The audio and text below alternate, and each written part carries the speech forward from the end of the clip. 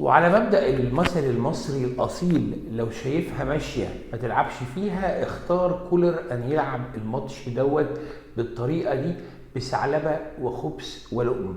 كان شايف إن الدنيا ماشية، وإن هو الطريقة اللي اختار بيها إن هو يكسر رتم الماتش بالدفاع المنخفض، ما بين الدفاع المنخفض وما بين الدفاع المتوسط، مع عمل الكثير من الاخطاء او الفاولات في منطقه او في مناطق بعيده عن الخطر، وكلها فاولات بيضاء.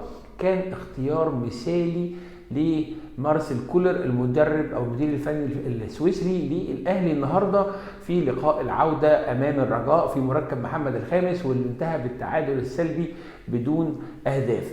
ولكن ما يعيب اليوم او ما يعيب الفكره اللي لاعب بيها كولر النهارده، القرارات الفرديه للاعيبه النهارده كانت قمه في السوق، بستثني منها طبعا في رايي نجم الماتش بدون منازع ياسر ابراهيم، وبعديه او معاه برضو في القرارات محمد الشناوي، وبعديه بشويه محمد هاني، وعلى فترات بعيده شويه بيجي يعني حمدي فتحي وحسين الشحات. اما باقي الفريق للاسف النهارده كانت اغلب قراراتهم غلط. حتى محمد عبد المنعم النهارده اللي بشيد بيه في حته مهمه جدا، وهي الكرات العاليه اللي واضح جدا ان في كلام من كولر وتدريب من كولر عليها مع الاهلي. الكور العاليه اللي كنا بنعاني منها بشده النهارده كان ما شاء الله متالقين فيها، وباخص بيها محمد عبد المنعم.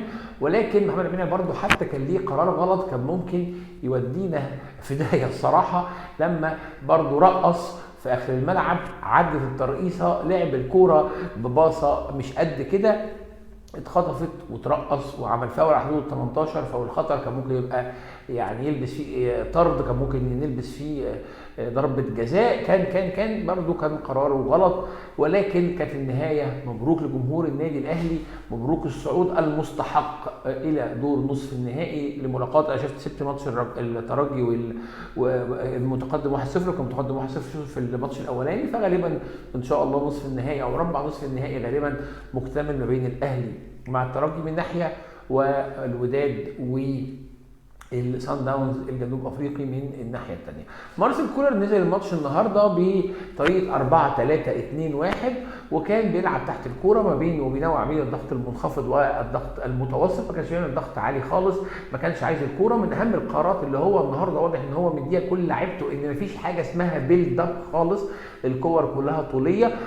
انت ممكن تشوف ان الفكره دي كانت مخليه الاهلي مش ماسك كوره، الاهلي ملوش اي هجمات خطره حصلت تقريبا غير شوطه لحسين الشحات على كوره في اخر الماتش، لما خلاص بقى كان يعني الرجاء بيلعب الكل في الكل زي ما بيقولوا.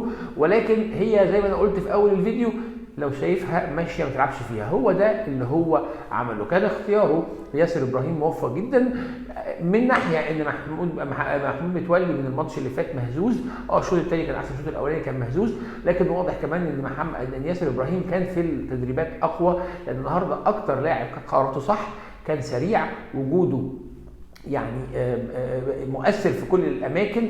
بلس ودي نقطه مهمه جدا، ان هو لعيب قوي، فكان اكتر واحد في الالتحامات المباشره كان بيقدر يكون منافس قوي للاعيبه الرجاء القويه بدنيا، وهو عنده هذه القوه البدنيه اللي قدر يوظفها مارسيل كولر زي ما قلت بثعلبه وخبث ولقم كروي جميل جدا جدا جدا جدا. اما باقي الاختيارات كانت تقريبا هي يعني محمد الشناوي، ومعاه خط الدفاع من معلول اللي برضو برجع اقول للاسف ان هو كبر، برضو قراراته ما بقتش هي سرعته مش هي. ومعاه طبعا عبد المنعم زي ما قلنا ياسر ابراهيم، ومحمد هاني على الناحيه اليمين اللي ادى ماتش حلو جدا خصوصا في الشوط الثاني. وكان ثلاثي نص الملعب ديانج اللي هو يعني ممكن نقول احسن شويه النهارده، ولكن برضو نفس المشكله ان عنده قرارات كتير غلط وميس باس كتير جدا. حمدي فتحي اللي كان مختفي تماما ومش هيقدر يقوم بدور السوليه ابدا، ولا فكره التدرج بالكوره اللي بيعملها السوليه حتى وهو في ادنى مستوياته، ولكن برضه وجوده كان تأنيف نص الملعب. ومروان عطيه اللي برضه من ماتش لماتش احسن، رغم ان هو في بدايه الماتش كان مهزوز شويه وكان ليه شويه قرارات فرديه غلط، ولكن مع نزول الشوط الثاني تحس ان ثقته رجعت في نفسه. اما الثلاثي الهجومي اللي كان مش موجود النهارده تماما، ولكن ده لا يعيبهم، هو الخطه كانت بتقول كده سواء بيرسي تاو او حسين الشحات، ثم كهربا اللي كان في رايي هو اضعف ما في الماتش، مش لحاجه برضو ان قرار ان انا العب كرات طوليه. لو تفتكروا في حلقه امبارح انا قلت ايه؟ انا قلت ان شايف ان القرار الاحسن وجود محمد شريف بدل كهربا، وكان لازم ينزل بعد بدايه الشوط الثاني محمد شريف مكان كهربا، رغم ان هو ما اداش اللي عليه قوي، بس يعني وجوده ككور عاليه ككور طوليه هيكون مؤثر اكتر من محمود عبد المنعم كهربا. نزلوا مارسيل كولر قرب الدقيقه 60 واعتقد دقيقه 56 او 57، كان المفروض اعتقد ان هو ينزل بدري شويه، ثم يعني مع الدقيقه 80 بدا يسرع الريتم شويه بنزول احمد عبد القادر وطاهر محمد طاهر لاستغلال المساحات، لان هو كان عارف وده اللي حصل فعليا ان بدنيا الرجاء وقع تماما، فكان يقدر يحاول بشويه ايجابيه على المرمى وشويه حماس شويه من محمد شريف كان ممكن الاهلي يخطف هدف. لكن الحمد لله اللي احنا فيه برضه من ضمن الحاجات الحلوه اللي احنا قلناها امبارح وقلنا انها مهمه جدا كانت موجوده النهارده في الملعب، عدم تقدم الظاهرين. احنا شفنا ان مفيش ولا لقطه تقريبا في الماتش كان متقدم معلول وهاني، 70% من وقت الماتش كان معلول وهاني ما بيتقدموش خالص، ولو واحد فيهم اتقدم كان التاني ما بيتقدمش او التاني بيفضل مع خط الدفاع، وده برده كان قرار رائع من مارسيل كولر. انا شايف النهارده ان كل قرارات مارسيل كولر باستثناء اخر تغييرين كانت رائعه جدا. اخر تغييرين بس كان شيء كنت يعني هو الموضوع مش لازمه قوي، بس كنت شايف ان كان اللي يخرج معلول مش محمد هاني. محمد هاني كان متالق ومعلول كان بدنيا وقع. كوكا لعيب صغير قوي، يعني ان اذا كنت انت عايز تغير او تضيع بيه وقت كان المفروض تبقى في المتاخر شويه عن كده، لان هو لعيب صغير وفعلا نص الملعب فتح مننا شويه في الفتره دي مع اندفاع طبعا الرجاء بكامل قوتهم وبكامل يعني ايجابياتهم على محاوله التعويض. لكن خلاص كان فات اللي فات. ماتش رائع جدا جدا من مارسيل كولر، باكد النهارده انت كسبت بيه. عايز اكد حته مهمه ان مارسيل كولر واضح كويس قوي ان هو بيتعلم الدرس. لو رجعنا لماتش سان داونز للاسف بتاع بريتوريا اللي خلص 5-2 كنا شفنا ان هو كان بيلعب بصيغه البطل اللي عايز يلعب كوره ويفتح الملعب ويعوض ويجيب اجوال. لكن لو بصينا على الماتشات الاخيره اللي هو لعبها حتى هو بيلعب في القاهره قدام الرجاء كان في نوع من انواع الهدوء والرزانه والصبر الكروي الشديد جدا على الفريق اللي قدامك، ان مش كل الماتشات ينفع ان انت تلعب فيها كوره مفتوحه، مثلا زي ماتش الهلال لعبت كوره مفتوحه بس انت كان الوضع مختلف.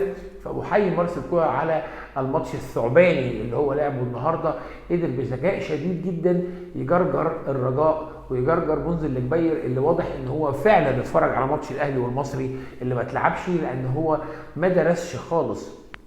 الاهلي مش شايف اي فكره هو حاول يعملها في الملعب، كور طوليه من بعيد حتى في الشوط الثاني لان خلاص بدنيا هم وقعوا. الثلاث هجمات اللي ليهم ريحه الخطوره في الماتش كله كانت ضربه الجزاء اللي تغاشم فيها شويه ديانج وما كانش ليها لازمه، والحمد لله ربنا ستر وجت ضربه جزاء. وفي ناس تقول انها مش ضربه جزاء، انا الصراحه للامانه شايفها ضربه جزاء.